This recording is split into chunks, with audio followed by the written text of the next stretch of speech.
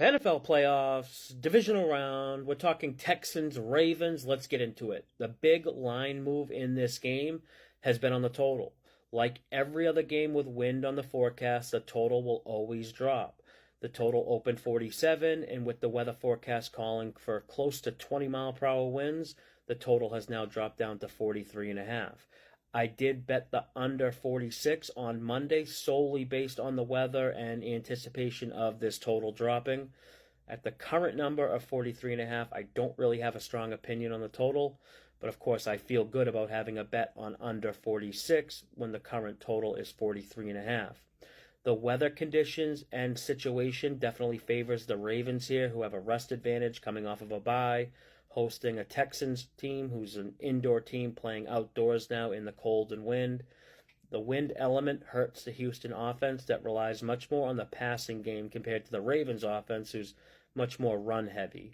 Earlier this week, there was Houston money that came in and forced this line off 9.5 down to 9. Even some books went to 8.5 briefly, but since then it's been Baltimore money bringing the line back up to 9.5. There's a very influential betting group that has been betting Houston on game day for basically the past month and a half. Last week was no different. We saw heavy Houston money a couple hours before the game.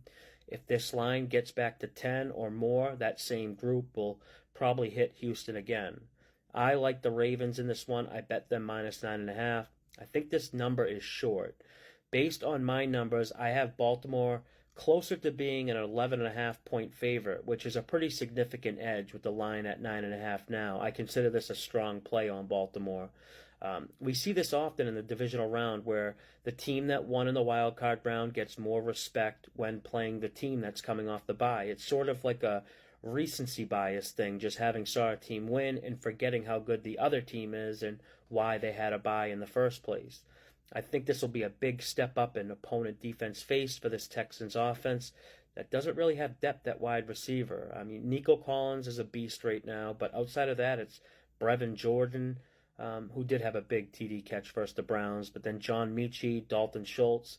This isn't exactly a scary wide receiving group now with Noah Brown joining Tank Dell on the injured reserve list. I think the biggest advantage in this game is the Baltimore defense versus this Texans offense. This is going to be Ravens defensive coordinator Mike Macdonald's third time seeing C.J. Stroud, and Macdonald's 2-0 so far against him, with the first win going back to Michigan when Macdonald was the defensive coordinator there. C.J. Stroud's numbers look great in that game, but it was actually the lowest offensive output of any game for Ohio State that year. And of course, the second win came back in week 1 of this NFL season versus Stroud when he was making his NFL debut. Now, we obviously have to take these previous meetings lightly. Stroud is much different than he was in college and in week 1 of this season, but the fact remains this is the third time Macdonald seeing Stroud, and in the previous 2 meetings he held Stroud below expectation. But it's not just Stroud who Macdonald has an edge on in this game. He has an edge on this Texans offensive system as a whole.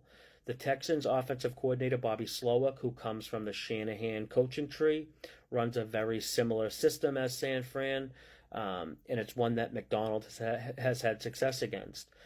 You can look towards McDaniels and the Dolphins, too. Same system, and the Ravens made them look as bad as they have all season. Against San Fran, Ravens defense made them look as bad as they have all season. When you think about this type of offensive scheme, having to travel, play outdoors in bad weather, gives a big advantage to the Ravens here. Now, on the other side of the ball, Texans defense hasn't played a mobile quarterback since week 1 when they played Baltimore, and Lamar Jackson didn't even have to do much in that game. It was out of hand pretty quick. Texans linebacker Denzel Perryman got hurt in last week's game and didn't return. His status is important because he's going to be tasked with spying on Lamar. Stroud's going to have his chances to make deep runs into the playoffs, but like with most QBs, you're going to build up some scar tissue and take some tough losses. It's Lamar who's going to move on in this matchup. Give me the Ravens to win by double digits. Hopefully that can happen in a game that stays under 46. But that's all I got for this one. Until next time, good luck with your bets.